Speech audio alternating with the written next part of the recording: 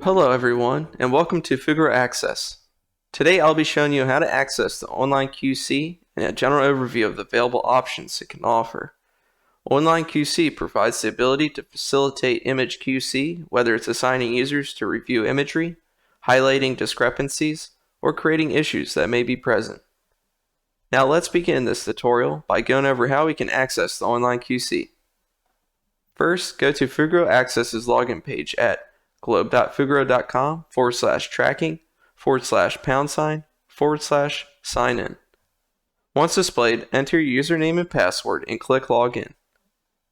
Once logged in, your assigned projects will be displayed in the My Project section. Click on the required project and the Project Overview section will be displayed.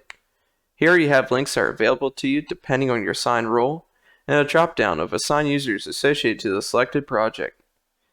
In this tutorial, we'll focus on Online QC, so go ahead and click the Online QC link. The Online QC selected project page will be displayed. Looking at the user interface, we can see the header on top and the main data window in the center. Let's now briefly go over the user interface, starting with the header. This header has the project name to the left and the Online QC tools to the right. The first tool is the Help. This displays a dialog box that provides guidelines on how to view the project's imagery. Next is the Toggle Open Street Map, which turns off the ortho imagery and turns on the street base map layer in the project. Following is the Zoom to Map Resolution. Clicking this tool will change the resolution of the map to the deliverable map resolution. Then is the Toggle QC Mode. This button is only available when there are tiles selected on the map.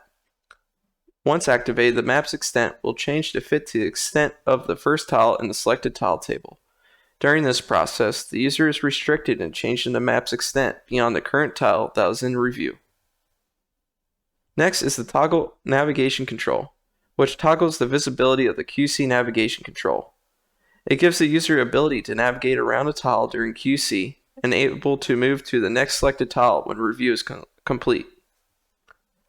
Then is the Create New Issue tool. This allows the user to draw issues that are present.